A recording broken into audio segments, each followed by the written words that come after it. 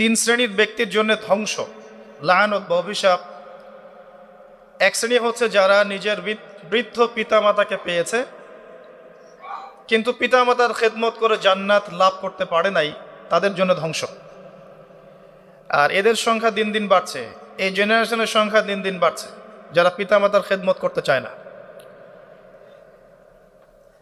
দ্বিতীয়ত হচ্ছে সেই শ্রেণীর মানুষ যারা রমজান মাসকে পেয়েছে, রমজান মাসকে পেয়েও তারা নিজেদের গুনাহ মাফ করাতে পারল না, তাদের জন্য ধ্বংস।